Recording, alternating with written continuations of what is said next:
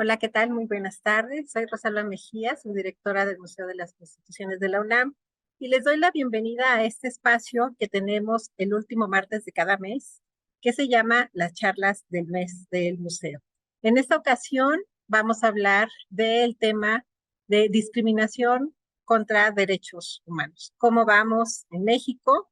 Y para ello tenemos como invitadas a dos profesionistas del Consejo Nacional para Prevenir la Discriminación, que nos hablarán sobre los resultados de la encuesta nacional de discriminación que se realizó en 2022 para saber precisamente cómo vamos en materia de discriminación y respeto a los derechos humanos en México. Les recuerdo que en este programa tenemos un espacio para sus comentarios, sus dudas, y al final de la conversación los retomaremos para comentarlos. Así es que los invito a que dejen sus comentarios en el chat de Facebook y pues sin más, vamos a presentarles a nuestras invitadas del día de hoy. Nos acompaña la maestra Mireya del Pino Pacheco, que es directora de Estudios y Políticas Públicas del Consejo Nacional para Prevenir la Discriminación. Mireya, muchas gracias por acompañarnos en este espacio. Al contrario, muchas gracias. Gracias, es un honor. Sí. Y también nos acompaña la maestra Paola Villaseñor del Río, que trabaja en la Coordinación de Estudios, Legislación y Políticas Públicas del Consejo Nacional para Prevenir la Discriminación también. Paola, muchas gracias por estar con nosotros. Muchas gracias a ti por la invitación. Cualquier pretexto para hablar de datos y discriminación es una gran satisfacción. Perfecto. Pues precisamente para que nos expliquen qué pasa con esta encuesta y cómo vamos, qué arrojan los últimos datos. Antes de entrar ya en materia, voy a leer sus semblanzas para que nuestras audiencias conozcan a quienes tenemos de invitadas de lujo y expertas en el tema.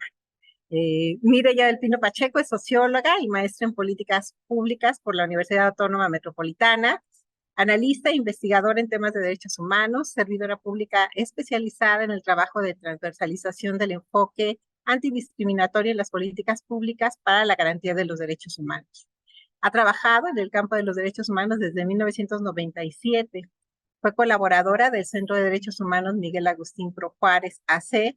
Trabajó en el Consejo de Evaluación del Desarrollo Social de la Ciudad de México para incorporar la perspectiva de derechos humanos en las evaluaciones de política social.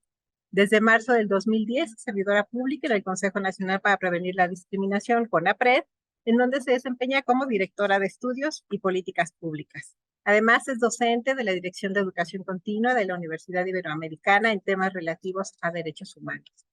También ha sido colaboradora y corresponsable de estudios y proyectos en materia antidiscriminatoria, como los programas nacionales de igualdad y no discriminación, las encuestas nacionales de discriminación en México, las ENADIS 2010 y 2017. También ha participado en el primer seminario de estructuración de la discriminación como problema público convocado por el CONAPRED y el Seminario Internacional sobre Discriminación, Desigualdad y Cultura del Privilegio, una reflexión sobre las condiciones de discriminación y la política de igualdad en México, en colaboración con la CEPAL y el Colegio de México. Paola Villaseñor del Río es maestra en estudios de población por el Colegio de la Frontera Norte, especialista en métodos estadísticos. Ella estudió una licenciatura en Relaciones Industriales para la Universidad Veracruzana y actualmente cursa la carrera de Derecho en la UNAM. Ha realizado estancias de investigación en el Colegio de México, en la Universidad de Chile y en el Programa Universitario de Estudios de Género de la UNAM. Ha trabajado en diversos proyectos relacionados con el empoderamiento político de las mujeres, las juventudes y el derecho a la no discriminación.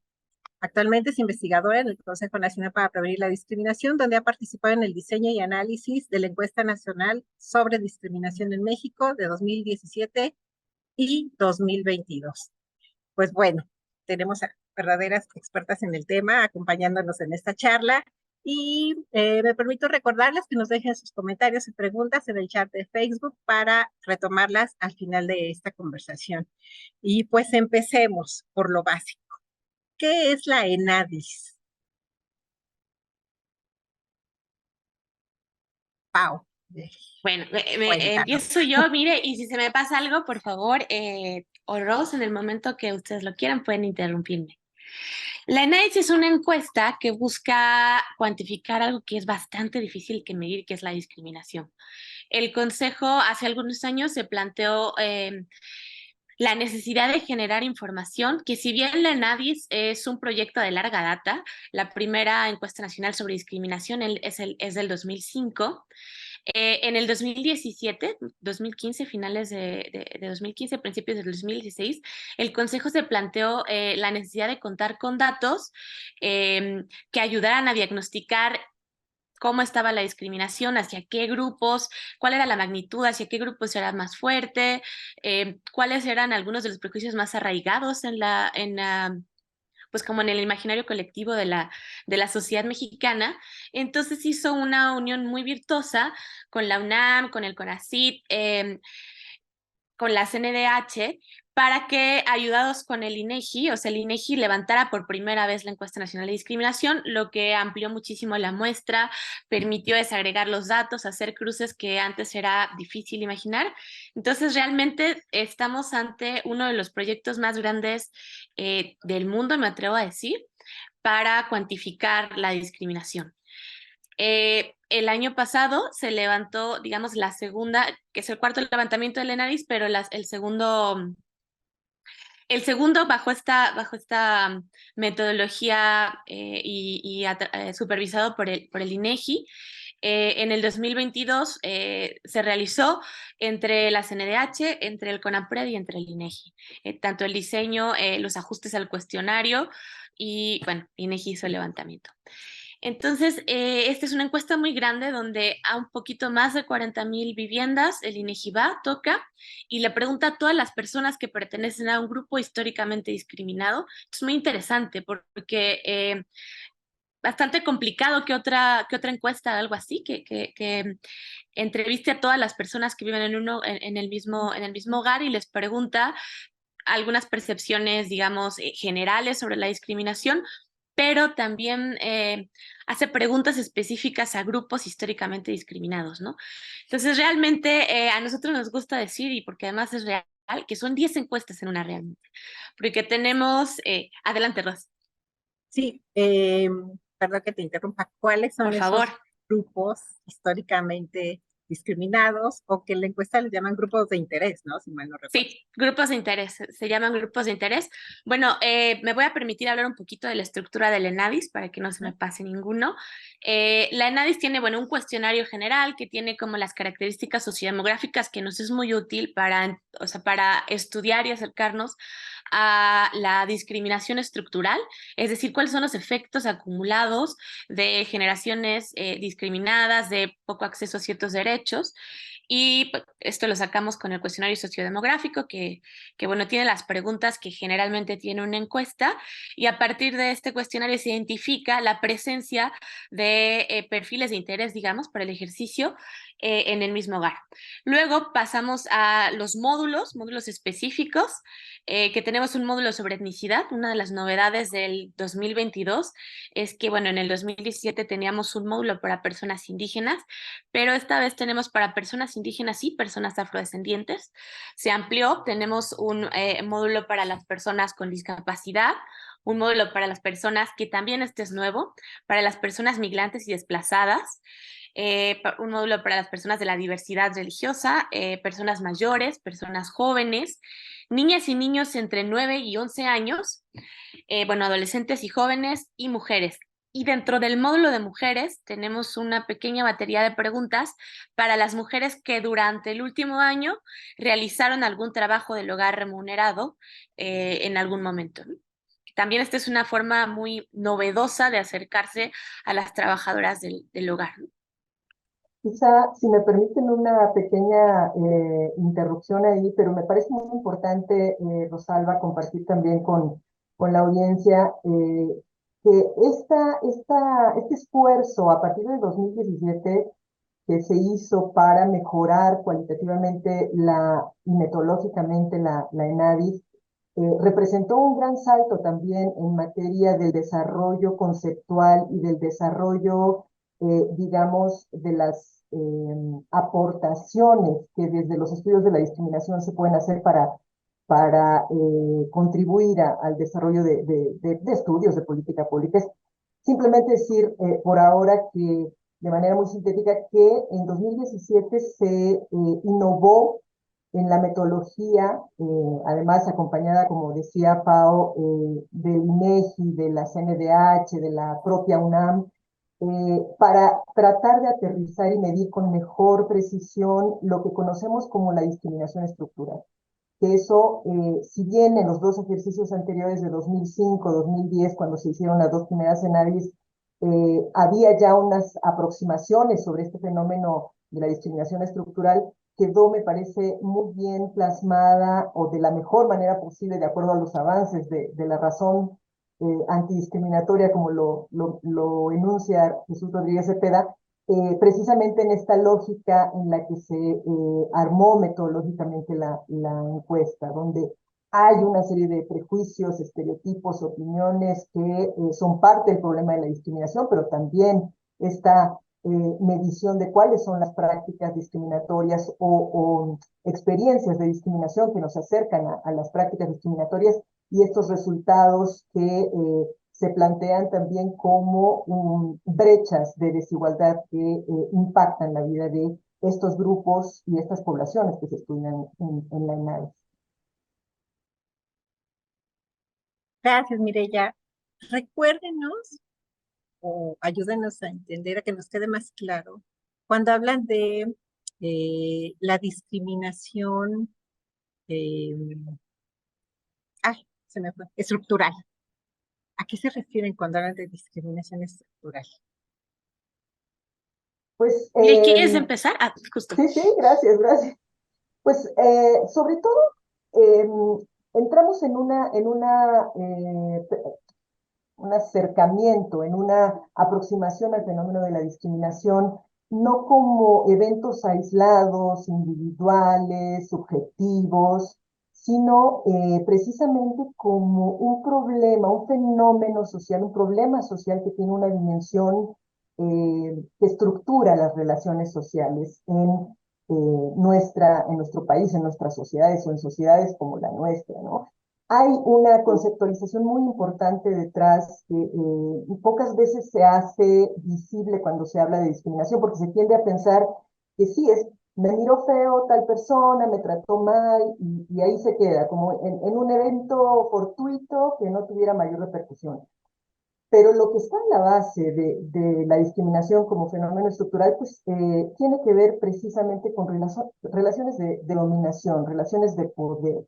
Ahí estamos hablando de relaciones interpersonales, intersubjetivas, que sí están permeadas por una serie de representaciones sociales, de estereotipos, prejuicios, que generalmente digamos que interiorizan, oprimen a ciertas poblaciones y grupos por considerarles, con base en esas representaciones y en esos estereotipos, como personas o grupos que son inferiores, que no, digamos, están a la altura de lo que el modelo social de representación identitaria de ciertos, y depende de qué tipo de imágenes estemos trayendo a nuestra memoria. Podemos pensar en el ejemplo muy socorrido, pero que nos ayuda a ilustrar un poco, que nuestras sociedades, cuando denunciamos que hay ciertas actitudes sexistas o de inferiorización de las mujeres,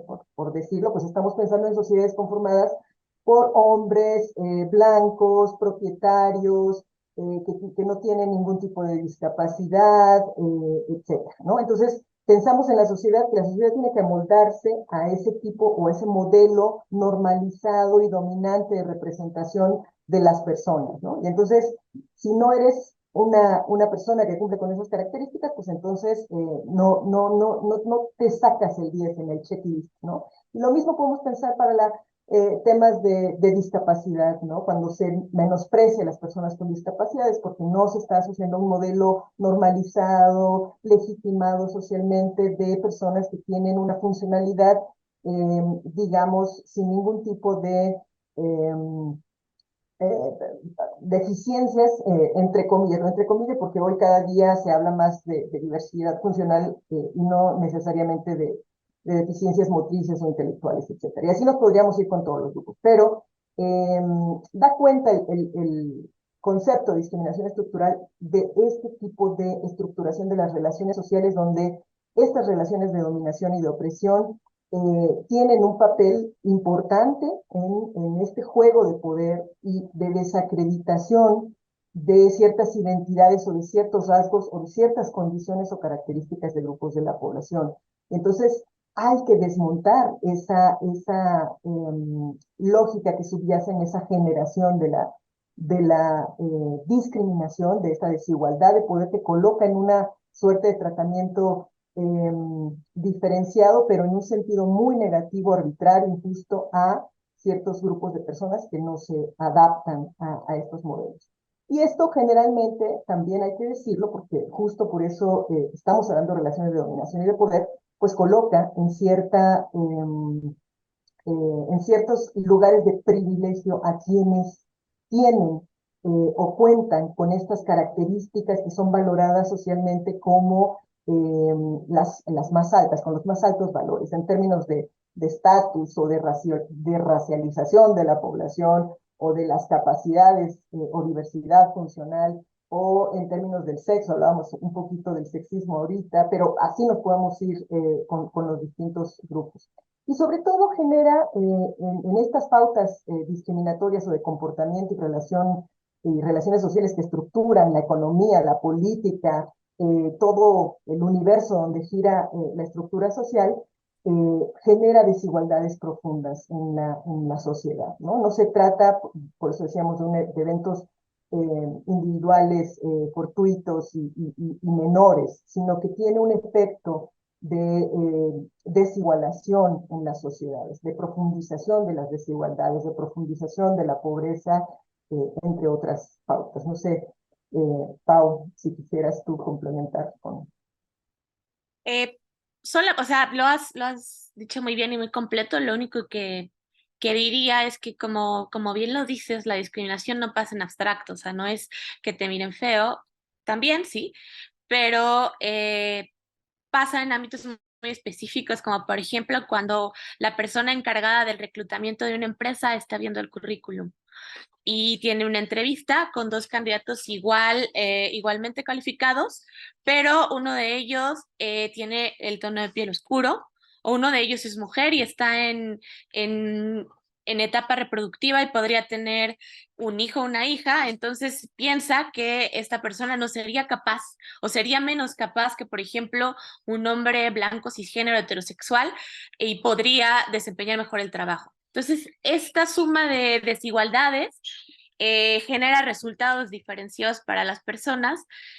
Nos habría encantado tener acercamientos en más espacios, pero la ENADIS puede dar datos, por ejemplo, del logro educativo, por ejemplo, de trabajos con mayores prestaciones o con las prestaciones de ley, en analfabetismo, en acceso a servicios de salud vinculados completamente a un tema de trabajo. Entonces eso, el estudio de la discriminación estructural en la ENADIS es a partir de indicadores sociodemográficos, digamos, ¿no? Y ayúdenos entonces a ver más ejemplos. Comentaban que la ENADIS de 2017, digamos que metodológicamente ha sido, es distinta a la de 22, ¿no? Quiero pensar que es como una base y en esta 22 se incluyeron más indicadores y otras consideraciones, e incluso otras preguntas. Para quienes no conocen esta encuesta nacional de discriminación, díganos qué se pregunta. Quizá llegaron a la casa de alguien que nos esté viendo y pudieron contestar, pero a los que no les pasó, ¿qué tipo de preguntas se hacen y qué información más ha aportado esta última encuesta para hablar precisamente de esos indicadores que comentan? Sí, claro. Bueno, primero, si y el INEGI llegó a tu casa y respondiste a la ENADIS, muchas gracias. Y en general, abre la puerta siempre al INEGI y responde, porque es muy importante contar con datos. Ya soy demógrafa y una amante de los datos, pero en general los datos nos ayudan a transformar realidades, los datos nos ayudan a entender qué pasa, nos ayudan a enfocar políticas. Entonces, por favor, siempre respondan los datos, las encuestas, los censos del INEGI. Si no te tocó la muestra, que es altamente probable, si no estás dentro de las 42,000 viviendas seleccionadas, platicamos rápidamente. Además de tener pues estas características sociodemográficas y los cuestionarios que son específicos de la población de interés para la encuesta, también tiene un cuestionario general que es como un termómetro de discriminación. Este se llama cuestionario de opinión y experiencia. Este cuestionario se aplica a una persona del hogar que tiene 18 años y más.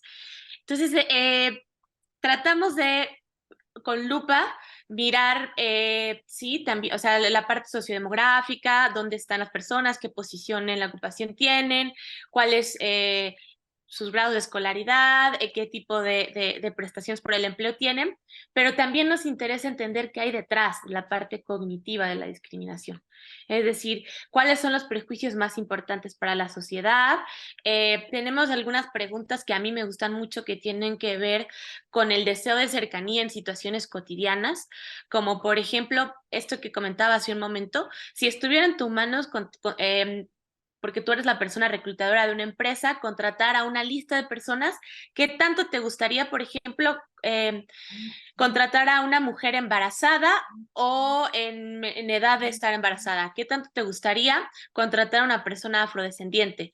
¿Qué tanto te gustaría contratar a una persona que vive con VIH, etcétera, ¿no? Entonces la gente tiene la posibilidad de decir mucho, algo, poco, nada. Que aquí también en un ejercicio de honestidad completo, yo creo que hay, bueno, yo creo se ha comprobado que a veces puede dar un poco de pena responder cosas como políticamente incorrectas. Entonces, yo diría que se trata, las respuestas de la INADI se trata de un punto mínimo, ¿no? O sea, de ahí para arriba, considerando este pequeño sesgo de temor de verse mal frente a la persona encuestadora. Y como bien dice Ross, la discriminación es un fenómeno profundamente cambiante, un fenómeno que pasa por muchas subjetividades individuales y colectivas. Entonces, esta vez metimos algunas opciones para captar, por ejemplo, además de los módulos distintos que ya mencioné, que fue incluir algunas preguntas en el módulo de etnicidad para personas afrodescendientes, un módulo específico para entender la discriminación hacia personas migrantes y desplazadas. En el cuestionario de opinión y experiencia también metimos a nuevas poblaciones. Por ejemplo, la población callejera, la población en situación de calle, la población que vive con VIH. Metimos también por primera vez una pregunta para captar la identidad de género. La ENADIS pasada ya captaba la orientación sexual, ahora también estamos captando la identidad de género. Entonces, pues esto nos permite hablar de tendencias y de pequeños cambios, de modificaciones, y pues comparar y seguir implementando acciones para disminuir los prejuicios que finalmente sí se observan cargados hacia cierto tipo de población. Que son estos grupos de interés, ¿no? General. Sí, unos más que otros. O sea, fíjate que también es muy interesante eso. O sea, hay prejuicios que se cargan hacia ciertos grupos que no necesariamente también implica que estos grupos tengan una mayor declaración de discriminación, de experiencias de discriminación, porque finalmente también pasa por un tema de saber que eres una persona sujeta de derechos y que esto que estás viviendo es por discriminación. Esto podría ser por tu peso, tu estatura. Esto también podría ser porque eres una mujer, porque eres una mujer joven, porque eres una mujer hablante de lengua indígena, porque eres una mujer en contexto de movilidad, etcétera, ¿no? Entonces, estas son, digamos, como dos niveles de análisis. Sí, y esto es muy interesante porque en la ENADI se habla del concepto de percepción de discriminación. ¿Cómo perciben las personas las que son discriminadas? Pero creo que es importante partir del hecho de que muchas personas no entienden o no identifican cuando están siendo discriminadas. Entonces, ayúdenos a entender qué implica o de qué hablamos cuando hablamos de discriminación. Y yo digo, a mí me han discriminado, yo me siento discriminada porque me he sentido así, o quizá yo discrimino porque he actuado de tal o cual forma.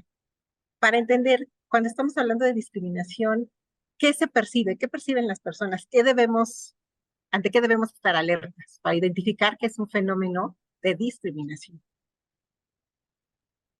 Bueno, si quieren, me lanzo y Ujú. Pau, también, por favor, adelante.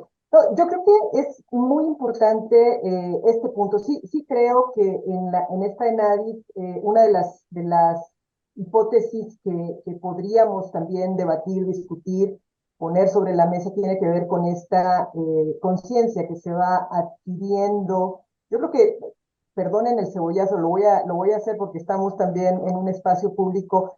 El CONAPRED acaba de cumplir 20 años, ¿no? La creación del CONAPRED, la ley se publicó en 2003. Pensando en retrospectiva en esos 20 años, pensamos también en que hay posibilidades de avance y lo queremos mirar así porque parece chiste, y lo voy a decir como anecdotario, pero ahora ya no se habla de discriminación, ¿no? Ahora se habla de discriminación, ¿no? Anteriormente era muy chistoso y muy común escuchar la palabra discriminación. Y lo caricaturizo un poco, pero para reflejar la anécdota de que hoy conocemos y escuchamos más ya de esa palabra. Somos un poco más conscientes de que hay un fenómeno, de que hay una situación que tiene que ver con esa palabra y nos interesa como comenzar a descubrir más elementos. Y es lo que dice un poco Pau, ¿no? Sí creo que hay un avance en términos de, se conoce un poco más de que existe algo que se denomina discriminación y que tenemos que parar la conciencia, las antenitas, la oreja sobre él. Y sí hay definiciones jurídicas que establecen muy claramente en la Constitución, hay una cláusula antidiscriminatoria en la Ley Federal para prevenir y eliminar la discriminación, en la Ley General de Derechos de Niñas, Niñas y Adolescentes, entre otras. Pero sí decir que hay ciertos conceptos jurídicos que les voy a comentar ahorita, pero que también es importante entender esta otra parte de lo que decíamos estructuralmente. La discriminación tiene que ver con un proceso, con una construcción relacional que está, digamos, asociada a situaciones de dominación, de poder y de dejar fuera a ciertas personas del logro de sus derechos, porque tienen ciertas características que no son bien vistas por la sociedad, y eso se ha normalizado y se ha legitimado. Entonces, jurídicamente hay conductas u omisiones que pueden realizar tanto los entes públicos como los privados, que están basadas y que pueden tener la intención o no tenerla. Incluso esto es muy importante porque sí es parte de la complejidad del fenómeno discriminatorio, de dejar a personas sin el goce de sus derechos y sus libertades por motivos prohibidos de discriminación, que pueden ser el sexo, la edad, tu origen nacional, de qué pueblo indígena vienes, si eres una persona afromexicana, si tienes una apariencia que no es catalogada como bien vista también, puede ser tu tono de piel, tu forma, la complexión de tu cuerpo, tu fisonomía, tu cabello, etcétera, ¿no? Pero también tu condición migratoria, tu condición socioeconómica, tus creencias políticas, una serie de situaciones o condiciones o digamos también rasgos de las personas y de grupos sociales, que estos son los grupos históricamente discriminados que forman parte también precisamente de esta selección que en la encuesta, en la ENADI se ha hecho también con toda la intención para captar cómo están estos grupos que históricamente han sufrido discriminación en un país que es racista, que es clasista, que es homofóbico, lesbofóbico, transfóbico, como el nuestro, capacitista también, sexista, ¿no? Sí, tenemos una lista amplia ahí de fenómenos asociados a esta discriminación estructural, ¿no? Y que estructuran precisamente estas ideologías y estas formas de relacionarse con personas que pertenecen a estos grupos y que, como lo decía Pau en los ejemplos, ¿no? Son los motivos que se utilizan por parte de personas en lo individual, por parte de empresas como políticas laborales, por parte de los medios de comunicación que reproducen también una serie de estereotipos y de estigmas que no necesariamente son los que reconocen la dignidad y los derechos de las personas, sino que ya están haciendo como esta reproducción jerarquizante, clasificatoria, denigrante de ciertas poblaciones, ¿no? O denostativas, pues, ¿no? De ciertas poblaciones. Entonces, ¿qué es? La discriminación es finalmente un acto que niega, obstaculiza, limita los derechos de las personas, violando este principio de igualdad universal que está reconocido en los instrumentos internacionales de derechos humanos, en nuestra Constitución, en un montón de leyes, ¿no? Ahí tenemos un avance importantísimo, pero esa dignidad, esa igualdad en dignidad y derechos que tenemos todas las personas no es reconocida por la vía de los hechos y tiene una base, digamos, simbólico-cultural, que es esta de los estigmas, de los prejuicios que se reproducen históricamente, pero que se traducen en estas prácticas de te niego el empleo, te niego servicios de salud, o te los doy de mala calidad porque te trato de acuerdo a cómo te veo, ¿no? Esos refranes que a veces, pues sí, solo los utilizamos con fines ilustrativos, pero con los que no estamos de acuerdo, ¿no? El famoso como te ven, te trata, ¿no? Que devela pues estas prácticas reiteradas, sistemáticas, históricas de racismo, de discriminación racial y están muy asociadas con el clasismo, por ejemplo. Y bueno, finalmente esas prácticas discriminatorias, decíamos, tienen un efecto de negación de derechos, de vulneración de los derechos a los que todo mundo deberíamos de tener acceso, goce, disfrute, y que quienes tienen poder para negárnoslo, para limitárnoslo, lo hacen, ¿no? Con base en estos motivos prohibidos de discriminación. Gracias, Mireya. Y entremos a los ejemplos. Pau, ¿nos podrías comentar algunas preguntas de estos módulos Claro, específicos que nos están arrojando cómo discriminan o por qué discriminan o por qué motivos las personas sí, han claro, claro. percibido que han sido discriminadas? Ejemplos, Por veamos. supuesto.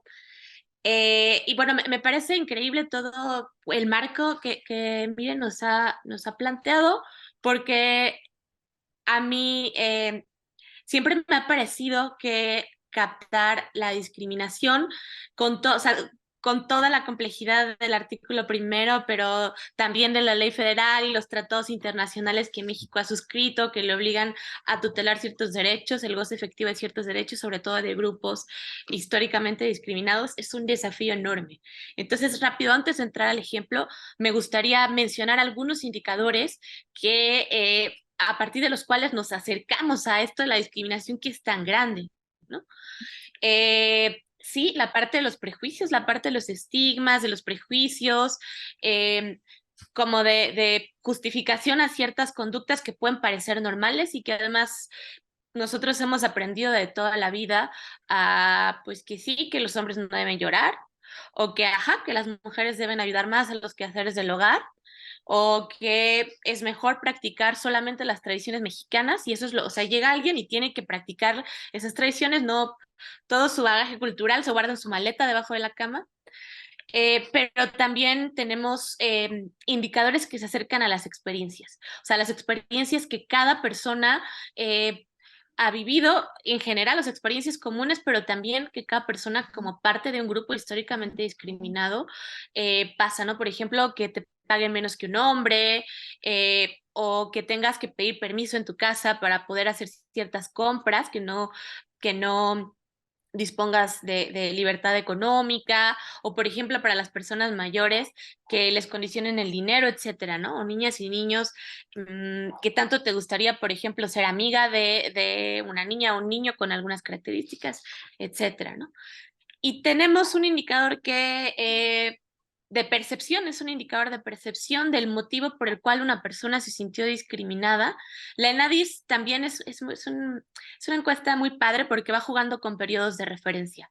Va jugando con periodos de referencia que tienen que ver con la probabilidad de que te hayas expuesto a ciertas circunstancias. Este que les voy a contar tiene como periodo de referencia el año anterior. O sea, llega la persona que va a entrevistarte y te dice, hey, durante el último año, es decir, la INADI se levantó más o menos en julio. De julio del 2022 a julio del 2021, ¿en algún momento te sentiste discriminado? Y ¡pum! En lista una serie de motivos que tienen que ver con lo que mencionaba Mireya, con los motivos prohibidos, ¿no? Recordemos por ahí que hay una lista y dice y algún otro motivo, ¿no? Entonces los que tenemos, este año, en el 2022, se incluyeron 6 motivos diferentes, tratando de buscar, o sea, 6 motivos adicionales al del 2017, tratando de buscar aproximarnos, cerrar completamente la pinza y no dejar a nada fuera, y que además toda esta como redacción y esta conceptualización también hace un diálogo con los casos que el propio Consejo documenta, con los casos que ocurren en el país, con las quejas que llegan todos los días.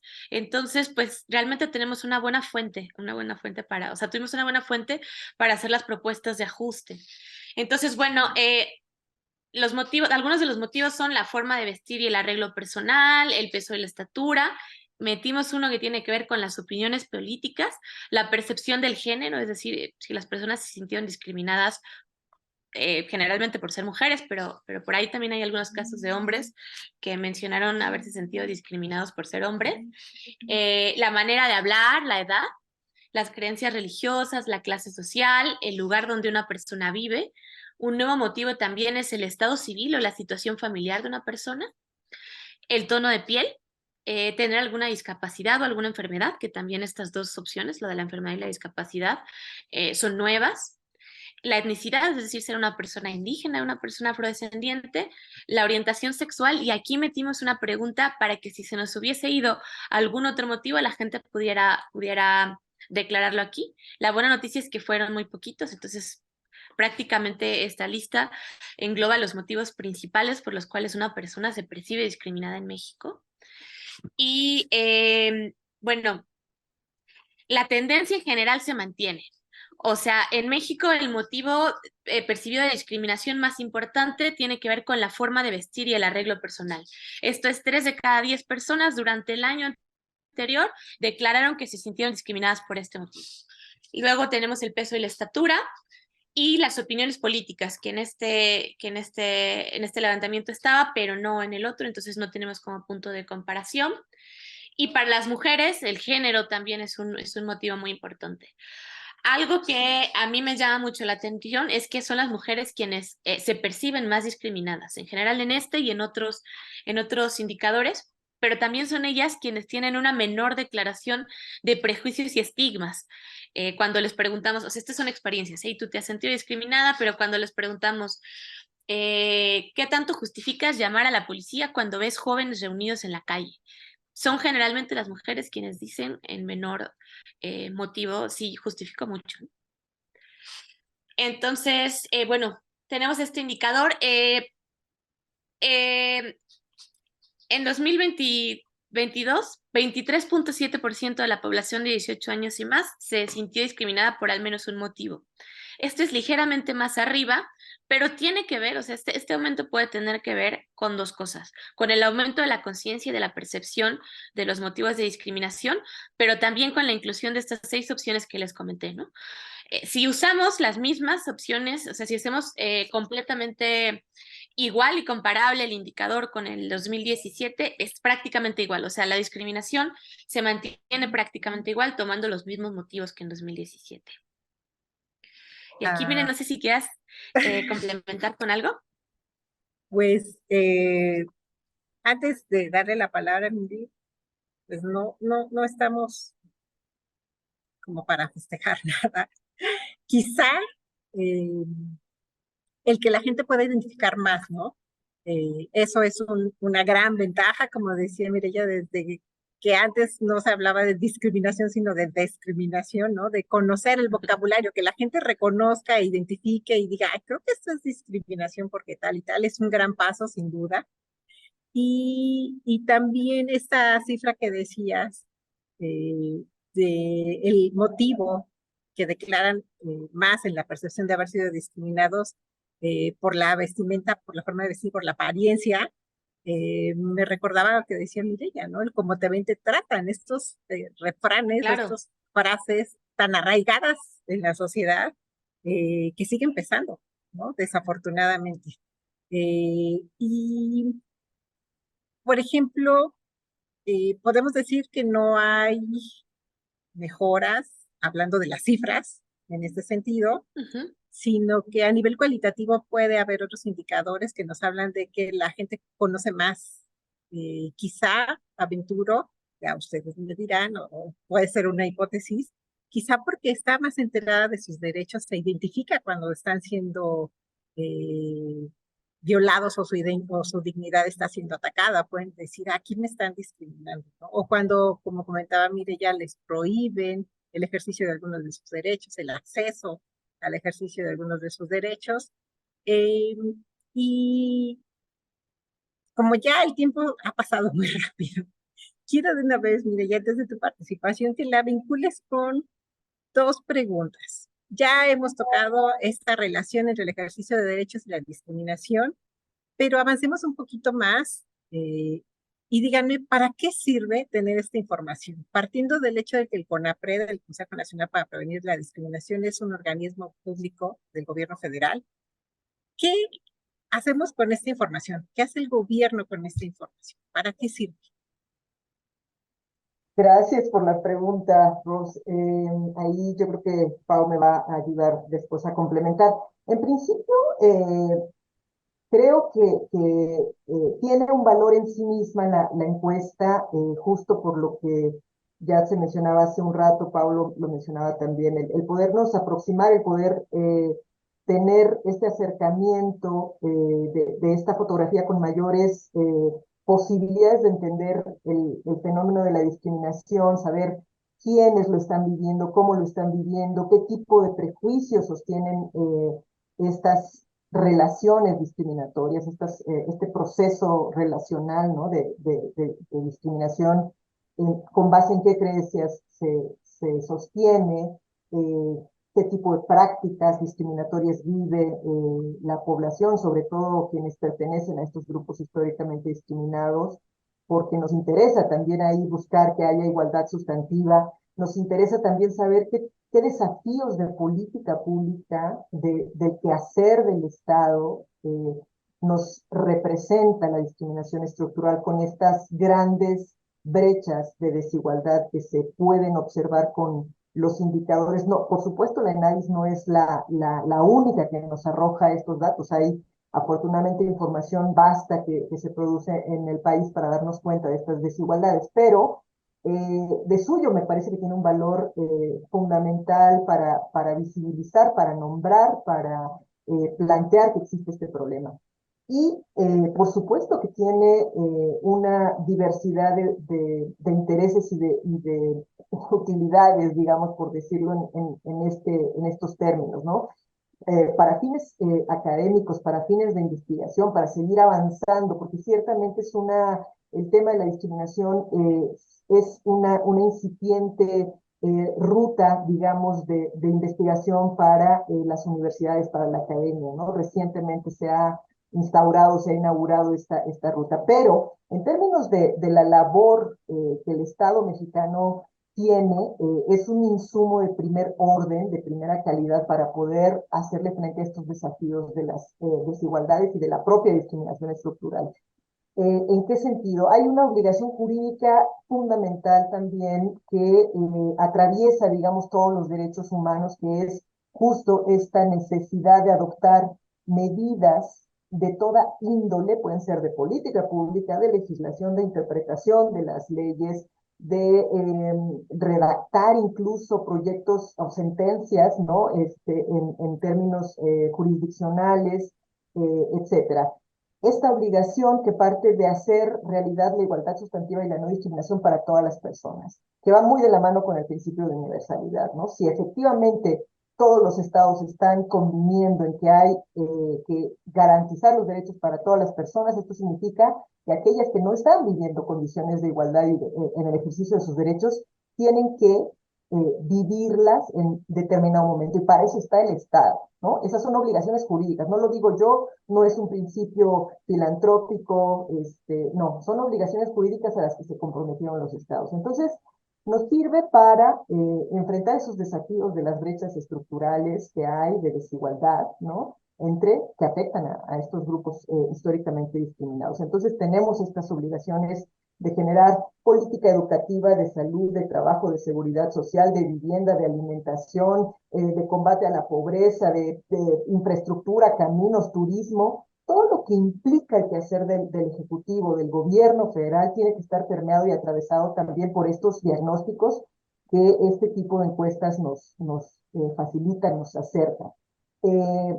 Por supuesto que también nos habla del tipo de tareas específicas que tenemos que realizar para combatir todos estos prejuicios y estereotipos que se reproducen en todos los ámbitos de la vida. Yo creo que ahí la ENADIS también es poderosísima al hacernos muy visible cómo en distintos ámbitos de la vida social, ¿no? Y de las instituciones, desde la familia, ¿no? Desde el hogar, cómo se vive la discriminación, cómo podemos ser discriminadas o discriminar desde casa, pero también los actores con poder que están involucrados, decíamos, en estos ámbitos que tienen que ver con la garantía de derechos, con los medios de comunicación, con los centros deportivos, con las iglesias, con las prácticas culturales, con un montón de situaciones vinculadas ahí. Entonces, lo que acercamos, lo que tratamos de hacer desde el CONAPRED también es hacer a través de los procesos, por ejemplo, cada 6 años, de los procesos de planeación nacional, hacer que este principio transversal de igualdad y no discriminación, que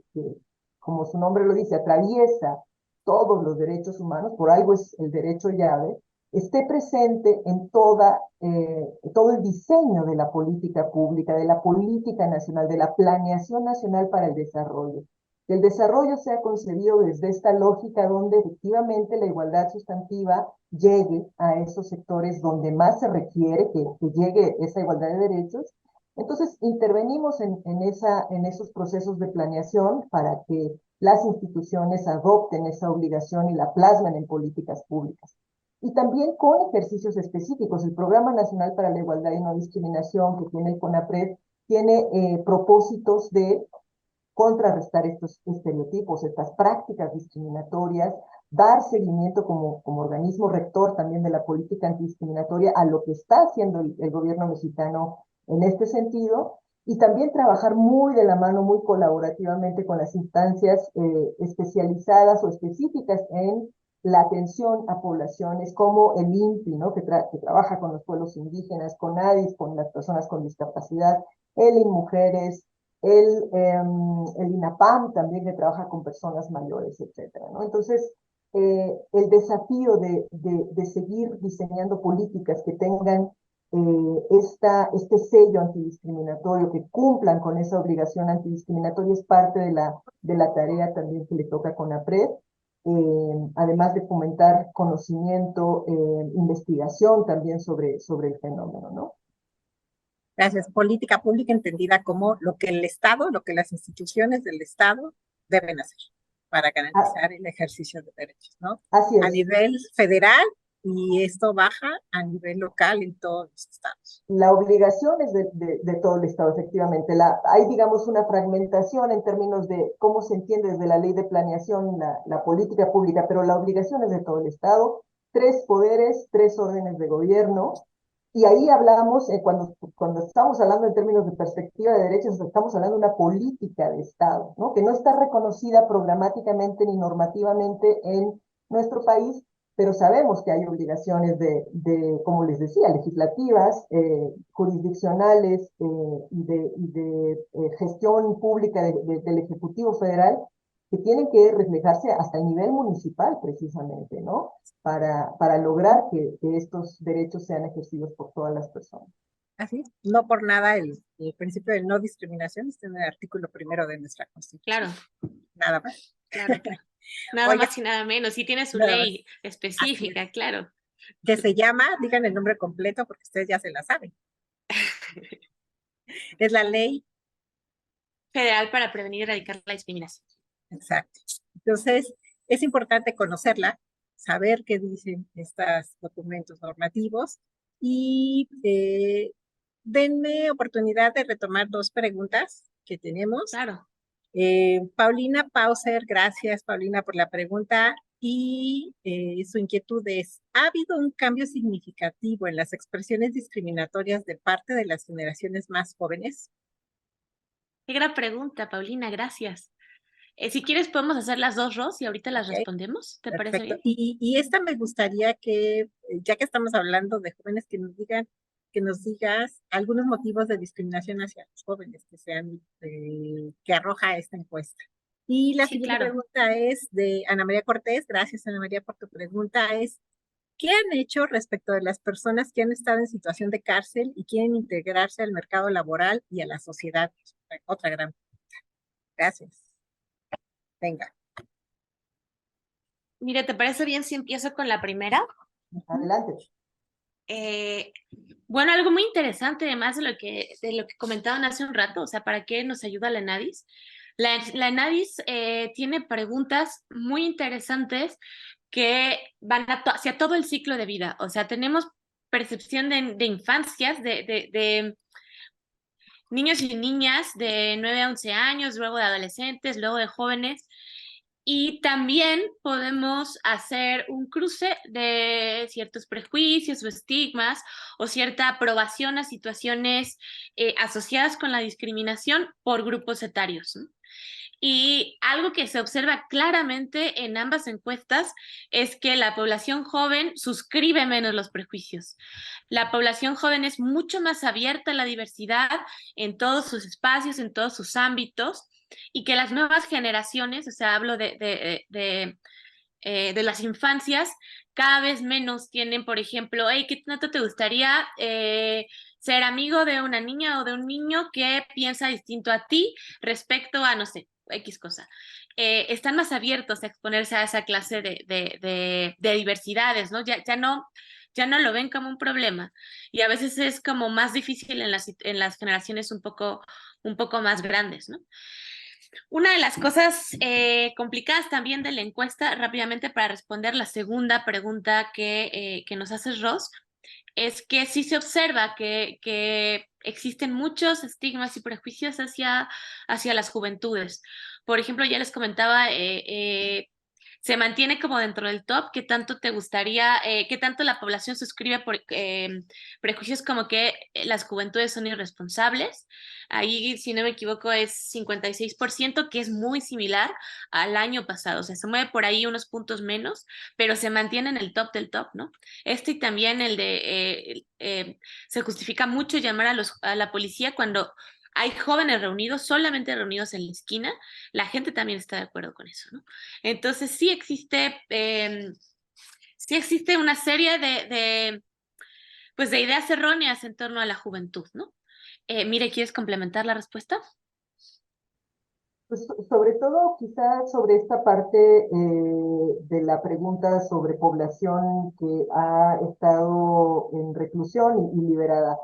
En el PRONAIN tenemos un objetivo que está abocado a combatir prácticas discriminatorias en el ámbito de la seguridad y la justicia. Hemos tenido acercamientos con los órganos que están relacionados con poblaciones que viven en reclusión justamente para avanzar en el proceso de sensibilización y capacitación, que eso es importantísimo. Parecería que deberían ya de estar, y sí, yo podría coincidir, ¿no? Que ya deberían de estar capacitados, pero parte del fenómeno discriminatorio es justamente este proceso de transformación cultural y de toma de conciencia que tiene que hacerse también con el servicio público, con quienes integramos en los tres poderes el servicio público, somos parte del servicio público. Y aquí, en este ámbito de seguridad y justicia, yo creo que es uno de los desafíos más tremendos que tenemos para hacer conciencia sobre el tipo de prácticas discriminatorias que se generan y se ejercen en contra de grupos de población que están en interacción en estos ámbitos, como lo es la población que ha estado en situación de cárcel. Recientemente tuvimos una resolución por disposición que tenía que ver con las condiciones en las que una mujer dio a luz en una prisión, en una cárcel, que justo develó una serie de prácticas discriminatorias en contra de la persona por estar privada de la libertad, que eso no le quita sus derechos, y después por ser mujer, porque además vivió su embarazo y dio a luz en condiciones terriblemente violatorias de sus derechos. Entonces, Creo que es una de las áreas, uno de los ámbitos que más trabajo requieren y que necesitamos también de mucha concientización y colaboración en ese sentido para poder avanzar en una de las agendas más tremendas que tenemos, digamos, como parte de los desafíos de la agenda de política pública en ese sentido. Gracias, Mireya. Y nada más para dejarla aquí, espero que genere inquietud. Eh, Podemos imaginar lo que ocurre con las mujeres, que es el grupo que ha hablado de que sí tiene una mayor percepción de haber sido discriminado. ¿Qué pasa cuando hablamos de mujeres indígenas o mujeres afrodescendientes eh, con alguna discapacidad, pobres, quizá, o a lo mejor todas esas características y si les agregamos trabajadoras del hogar con con un nivel bajo de estudios? Entonces estamos hablando de que se acumulan muchos motivos de discriminación, ¿no? Y el escenario para nada es eh, Halagüeño. No, exacto, exacto. no, Entonces, no, no, no. esta multiplicación de factores que puede ser causa de discriminación, de que las personas sean discriminadas, pues complica Múltiples. el reto, ¿no? Complica los retos cuando hablamos de una política de Estado y de una conducta entre ciudadanos, entre las personas mismas, eh, que tenga como principio rector el no discriminar, ¿no? El alejarnos de esos refranes que están, como les comentaba, arraigados en la sociedad, ¿no? El código postal, ¿no? Dependiendo del sapo es la pedrada, que no reflejan más que estas décadas y generaciones eh, de estos estigmas, de estos prejuicios que sustentan. Normalizados. Exacto, sí, a Ujú. veces es muy normal para la gente. Dicen, es que como decía mi abuelita, pero lo malo es que no se quedó en la generación de la abuelita, ¿no? Se existen Exacto. todavía entre la convivencia de nosotros como sociedad. Y pues estamos hablando de uno de los grandes retos que implica hablar del conocimiento de los derechos de todas las personas, de la necesidad de que haya garantías por parte de los estados y también entre la convivencia misma de los ciudadanos de conocer y reconocer y respetar esos derechos, ¿no? Es un gran reto cuando hablamos de estos motivos de discriminación que abundan desafortunadamente en nuestra sociedad. Eh, si la gente quiere consultar, si las personas que nos ven tienen curiosidad de conocer qué otras preguntas se hicieron, qué pasa con los jóvenes, qué pasa con las personas mayores en esta encuesta, ¿en dónde lo podemos consultar? ¿En dónde podemos consultar esta encuesta nacional de discriminación 2022? Bueno, pueden poner desde el buscador en Addis y la primera liga que les va a aparecer es la del INEGI, donde pueden descargar las bases, los documentos metodológicos, los 3 cuestionarios que tiene y algunos tabulados básicos. En los siguientes meses estaremos sacando un prontuario de resultados con algunos indicadores importantes y la idea es el año pasado, bueno, hace 5 años cuando salió la ENADIS, se realizaron cuadernillos específicos, cuadernillos de trabajadoras del hogar, cuadernillos de jóvenes, cuadernillos de personas mayores, y se hicieron en colaboración con las instituciones encargadas de estas poblaciones. La idea es hacer lo mismo y también a partir del año que entra vamos a estar trabajando en un desarrollo. El CONAPRED tiene un sistema nacional de información sobre discriminación que concentra distintos tipos de información, los estudios, las investigaciones, los proyectos, y tiene un visualizador estadístico de encuestas del CONAPRED. Ahora solo está la de 2017, pero en los próximos meses también estaremos incluyendo la del 2022 por si en el auditorio nos escuchan personas que no están familiarizados con procesar sus propios datos. Tengan un poco de paciencia que llegará este visualizador padrísimo, interactivo, donde ustedes pueden poner quiero este indicador, desagrégamelo por pero quiero ver para esta población, para este grupo de edad. Llegará, estamos trabajando en él. Muy bien, bueno, no se espanten, no solo pueden ver tabulados y demás. En esa liga de NADIS 2022 del INEGI tienen un bonito PDF en donde explica detalladamente desde la definición de discriminación, los grupos, estos grupos de interés. Entonces, sí, los invitamos a que la consulten y sobre todo, como decía Mireya, en aras de fomentar la investigación de estos temas Claro. que están llegando a la academia, que es necesario difundir, pues también es una herramienta fundamental, ¿no? Mire. Sin duda, sí. Es fundamental. Y añadir algo, también no solo el conocimiento del fenómeno discriminatorio, sino un llamado, digamos, a la toma de conciencia. Es muy importante, de verdad, que la ciudadanía, la población en nuestro país nos hagamos cada vez más conscientes, no solo de que somos personas sujetas de derechos, titulares de derechos y que podemos exigirlos y tenemos el CONAPRED y a otras instancias en los estados para poder denunciar actos de discriminación, sino también bajo esta lógica de generar relaciones sociales mucho más sanas, menos violentas, democráticas, no renunciar a aspirar a consolidar un Estado garantista, democrático, donde podamos tener cohesión social, donde podamos tener formas de relacionarnos garantizando derechos, pero también con mayor paz, con mayor cohesión.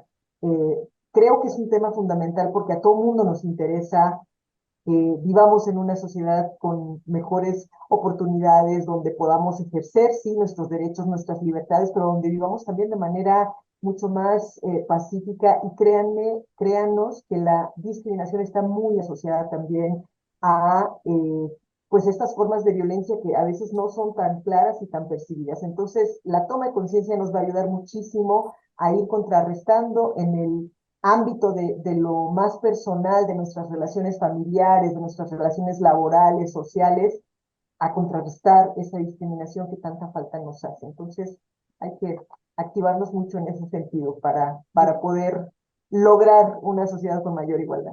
Gracias. Y pues, en este caso, tenemos invitadas del Consejo Nacional para Prevenir la Discriminación, que es una instancia federal y que tiene un servicio de quejas. Entonces, vamos a dejar aquí, vamos a ponerles en pantalla unos segunditos la información de contacto si quieren levantar una queja por haber sido discriminados en el Consejo Nacional para Prevenir la Discriminación, pero también cada gobierno local tiene sus instancias que atienden estas quejas y estos casos, ¿no? ¿Me equivoco?